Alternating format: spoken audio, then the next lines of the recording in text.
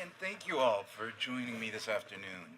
I wanted to ask each of you to tell me a little bit about your. We have a very distinct set of panelists today who have a very diverse set of experiences and backgrounds. I can promise you, after speaking with them for just a few minutes, that you're going to want all of them somehow to form a slate for president immediately after this conversation is over. Sadhana, I want to start with you. Tell us a little bit about your path to where you are and how your distinct journey has affected your college experience. Hello, everyone. My name is Sadhana. I'm an undocumented student. So I was born in South America, and I immigrated to the United States with my parents when I was 13. We came to Georgia, and I went to high school there and graduated near the top of my class in 2005. But due to the immigrant restrictions in that state, I was not able to go to college. I was also not eligible for any sort of financial aid or the Pell Grant or anything like that. So financially also, I wasn't able to go to college. I ended up working for the next 9 years to support my parents in the household. And I received salvation in the form of two things. The first one was DACA, so Deferred Action for Childhood Arrivals, which was introduced by former President Obama, that gave me the ability to work legally and be able to go to school. And the second was a Dreamers Scholarship, the Dream.us, which brought me to Trinity. So being on campus, I am about 10 years older than everyone else, and I feel it. But at the same time, I'm so grateful for the fact that I now have this opportunity. I've waited so long for it. I've never given up on being able to go to college. So I sort of seize every moment and I seize every opportunity. I'm very hands-on on campus. I'm a leader, I'm outspoken, and I do a lot of this stuff, like representing Dreamers and the undocumented community. Javon, I want to turn to you next. You are a freshman on campus That is correct. I am. Georgetown University, and you recently broke with the Georgetown University College Republicans over a speaker. Tell us a little bit about that and what drew you to that. Sure, of course. So I believe in February we invited a speaker by the name of Noni Darwish to campus, and I was not very happy.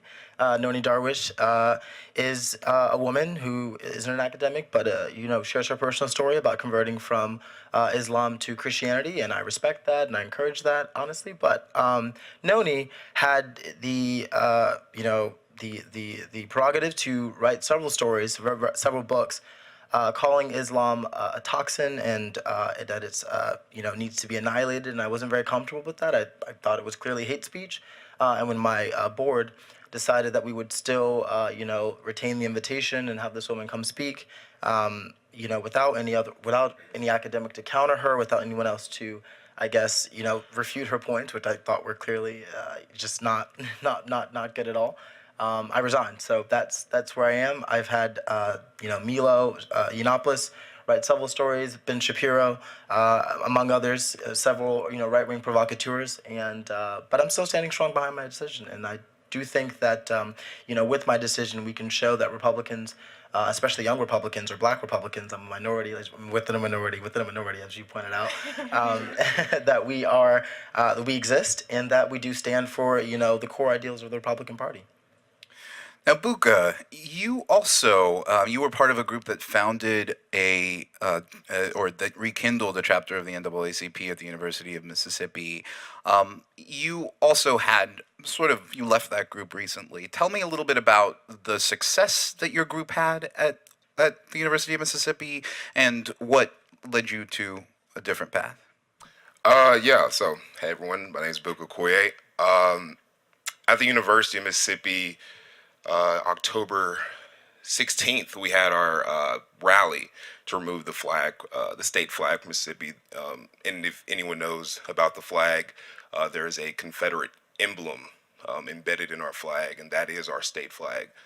So after the Charleston shooting, which Dylan Roof was just indicted on, or just sentenced with 9 sentences yesterday, after the shooting, we decided at our school, for our NAACP chapter, that we were going to organize a campaign to remove the flag from our university, and that shouldn't fly it anymore.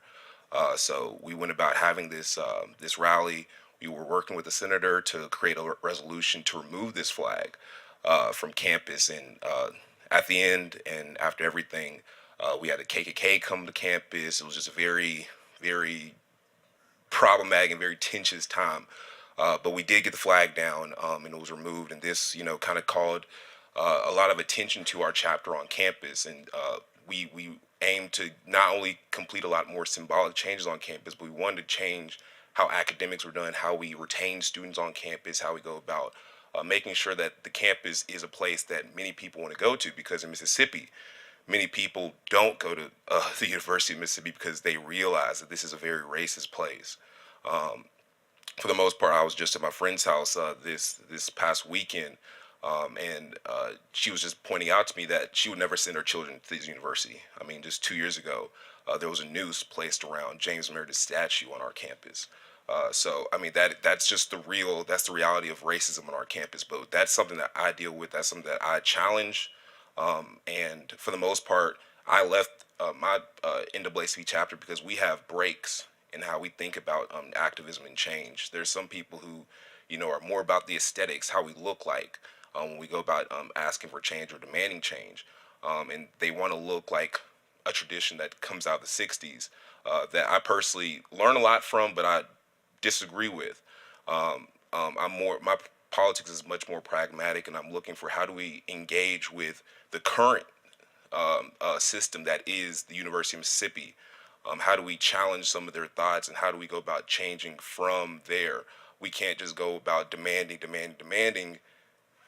and get nothing done and get nothing out of it. We need to go about making some piecemeal, making some compromise, and see how we make steps forward on the university. That's how we got the flag down. That's how we got the plaque change, which there was a plaque situated in front of a Confederate statue on campus.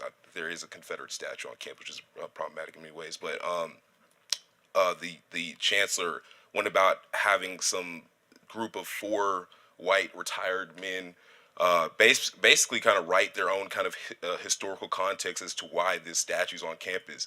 The original language on that plaque was ridiculous. I mean, this was supposed to be a historical context or historical contextualization for the statue, and they left this up to these retired white guys to go about creating. They wonder why this came out so poorly. So we went about challenging that. We got in the room with them. We sat down. We talked for hours, about 2 or 3 hours. After this conversation, it was a week later, and they said we're changing the plaque. And so this June, they changed the plaque, and that's kind of where we are right now on the campus. So, as you can tell from just those 3 stories, there's a lot that we could dive into, and I can promise you that we won't even get into 1/22 of the number of things that we could talk about in this conversation. But Boco, I want to come back to you for a second. Often, one criticism that is sometimes made of this generation of campus activists is that they seek superficial change, that they are seeking changes that are symbolic. They want a social circumstance changed on their campus, but meanwhile, their schools may be having trouble with retaining, particularly students of color. They may be having challenges with tuition, and financial aid hasn't been lowered by these actions. What do you say to that critique? And what do you think is the purpose of campus activism at this moment? The purpose of campus activism is not just symbolic change, although it incorporates symbolic change. So, I mean, having a flag on campus that incorporates the Confederate emblem, as well as having a Confederate statue on campus, I mean, those things are things that we want to call into question.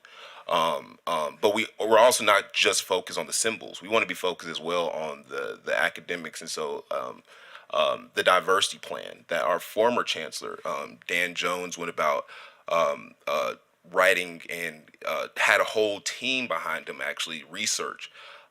They put out this plan that wasn't well circulated, that kind of said, these are some recommendations that we have for the university to go about making sure that we not only retain students on campus, but we also, make sure that they get in the university, that they feel situated here on campus, and that we're not losing not only our low income, but our minority students. For the most part, this diversity plan is largely ignored. It's not really that much talked about. So one of our plans prior to the kind of ideological breaks that was happening in the chapter was to kind of bring back up this plan and to lay out a list, not a list of demands, but a list of recommendations ourselves that kind of mimic this diversity plan. And for the most part, the university is going to have trouble saying that they can't go about addressing some of these problems or addressing some of these recommendations if they just had a previous chancellor do all this research and put out a plan that said the exact same recommendations. So we're not only aiming, for us, we're not only aiming for symbols, but we're looking as well as how do we go about retaining our students on campus? How do we go about making these campuses that traditionally are made for a particular student open for all? So now, Javon, you as a freshman at your college decided to take the position, already controversial position, that the speaker, Noni Darwish, should not be invited to the college. Part of the atmospherics, part of the context for the conversation that we're having today is about what does free speech look like? What does how do student activists today feel about freedom of speech and how it manifests on their campus? When you Is there a way, would there be a way for a school like Georgetown to introduce students to the views, noxious as you think they may be, of someone like Noni Darwish while fostering a healthy dialogue? Is there a possible way to do that? I think there definitely is. I think that what we often don't do, and the reason I came to college, one of the reasons why, is I came for dialogues and not monologues. And so I think it's really important that when you're going to have a serious discussion about serious topics, such as critiquing someone's religion, which I think, again, we're justified to do so, I think it's always important to have a counterpoint or someone there to refute or to promote their side of things. I think when we get into positions of just having a single person preach in your face about something, I think we fall susceptible to, people going into their own echo chambers. I think it doesn't foster conversation, it doesn't foster growth if we have a singular person up here speaking about their own ideals. I mean, we get that, right? But I think in order to challenge and provoke and, kind of be uncomfortable, is you have to have someone else there to either refute her claims. And I think the issue of Noni is very, very unique in that she isn't a professor, she isn't an academic. Honestly, I've said it several times, I think she was a woman simply trying to promote her book. But I think, nevertheless, I think it's important to have someone with academic standing, with someone with expertise, who can provide some sort of context or refutation to the rhetoric that she was spewing. Sadhana, one of the other aspects of the conversation that we've been having about free speech on campus, often pointed out, is the question of who gets empowered to speak. It's not just a matter of the right to speak once someone is on a stage or gets an invitation to an event, but who are the faces of the movements and who's presented on stage as the voice of the movement. How do you feel often? I mean, one of the stories that is sometimes told about the Dreamers is that while this the face of the young activist who is on their way to a degree is the prominent face of the movement on the media, that there's a whole other iceberg of circumstances that's not often depicted. And how do you feel about that as someone who is a president of the Dreamers on your campus? That's a great way to put it, the iceberg, because you only see the top of it and there's so much going on underneath. So in Georgia, I was really ashamed of my status. I didn't come out to many people. I kept it just my secret, and I pretended to be just like everybody else. Once I got my scholarship and I came to Trinity, there was a cohort of about 20 of us, of Dreamers on campus, and I felt comfortable. I felt like I found a group of people who have gone through similar things, and Trinity is very open. They're very encouraging of us and very supportive. So I gained my voice then. I was able to actually step out in front, tell my story, have those open dialogues of understanding between people to say, this is where I've come from, this is what my goals are, it's just like you, it's just like everybody else. I do carry that mantle now at school because by the fact of I'm not going to go back in the shadows. I'm not going to go backwards. So I'm now on the forefront of speaking out at my college, at events, at things that relate to undocumented immigrants, to Dreamers. And the thing I get the most is the fact that some feel the term Dreamer itself is very exclusive. A lot of us come from families that we're still supporting. We have siblings that we're still supporting. as I said, I worked for all those years waiting to go to college to support my parents. Now my brother has taken that position that I've left. And so it's like I want him to someday also have his opportunity to go to college. So we come with this and we're at the forefront, but we're not just doing this for ourselves. We're doing this to advance. We have our families. We have our siblings. We want to bring up everyone else. We want to bring up our friends who don't speak up, who are afraid to because they don't want themselves to be targeted or their families to be targeted. So on campus, there's a fine line that we kind of toe, and it's hard because I don't want to speak about my family and have them be out there. I'm the one that's putting myself out there. So that's kind of what I deal with. We're going to start to I'm going to think of a question or two, and I'm going to try to get that into it. Javon, Yeah, I was just gonna, Sadhana and I were talking backstage, and I think one of the, what we came to the understanding is that, we may sit on different sides of the aisle, but when we come into conversations about these things, the objective is not to convert the other person to your belief, right? I think we should come into the conversation with the idea of understanding where the other person is coming from. Then I can meet you halfway. Then we can have meaningful dialogue and actually find solutions to a lot of the problems that we're facing today. So I think that was, something great that came out of our conversation. to what Sadhana said, though, Javon, is it possible to have a meaningful and equal dialogue between two people when one of those people might be concerned about speaking up given their status? I think she can probably speak on this more than I can, but I think at the same time that I think empathy is one, is an innate human quality, and I think it's very hard to have empathy when you don't understand something. So I think the act of dreamers standing up and speaking, and telling their narratives, that's productive. I think it adds to the national conversation. I think it can change hearts, which then change minds, and I think that's the way to go about that. I mean, if you want to have change, you can't have change if you don't really understand what needs to be changed to begin with. That's confusing, but that's kind of the basis of it. Yeah. Yeah, absolutely. As far as blending in, so I did a really good job of that, where now when I speak out, people are so shocked and so surprised because I've been with them for years and they've thought of me as one way for years, and they might hold different views or they might hold different political opinions, but I was right there next to you this whole time.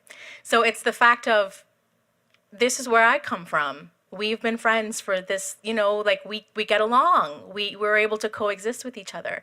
So for me, it's a lot of having those conversations of let's just understand each other on a human level, and then we talk about our politics or our opinions. So that's really helped me a lot in starting a lot of conversations about my status. And Boco, you are on a campus that has a statue dedicated to the first black student to integrate the university. There is a history of activism, and the University of Mississippi plays a sort of iconic role within stories of the civil rights movement. How do you think that? How do you feel as an activist on that campus now that legacy? What do you carry forth from it, and what do you think has to change? Carrying forth from it is just a lot of the same energy, for the most part, and audacity is just like looking at, what it is that Mississippi, like, I'm trying to figure out a word here, represents. It's a university that is immersed in white supremacist logic. For the most part, we're talking about Trump and the rise of Trump. On the campus, on our campus, that's just not much of a question about whether or not people kind of felt like they wanted to vote for Trump, or if this was like a hidden kind of thing that people, wanted to go to the polls and vote, and we don't know. For the most part, people on my campus were for Trump, and that was a very explicit and open thing that was said. And so on the question of empathy, I do wonder about how people can come out and say that they are immigrants or they have a different status than myself or someone else. When you have such hate and such visceral hate, really, on a campus that really supported this guy that has openly said, let's build this wall, let's deport these people, let's get them out of here. It's very hard to have those kind of conversations. It's very hard to kind of talk to people who don't have my same status. And it's very hard to even ask those people who are supporting Trump right now to have empathy, because some of these people are supporting him because of some of his anti-immigrant rhetoric.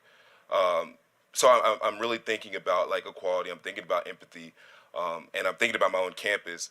It's very hard, but for the most part, it's having activism at this very moment. It's having audacity to stand up and to challenge even, and to not be afraid of what might happen next. Even though we know good and well that a lot of these people, have this deep-seated hate against us for no reason. I would say no reason, but they might have another opinion on that. So. I was going to turn to the crowd for questions, but I think that you all should instead corner each of these three young students and ask them many more questions than we can on stage now. So, Boco, Sadhana, Javon, thank you very much, and thanks to all of you for joining us this afternoon.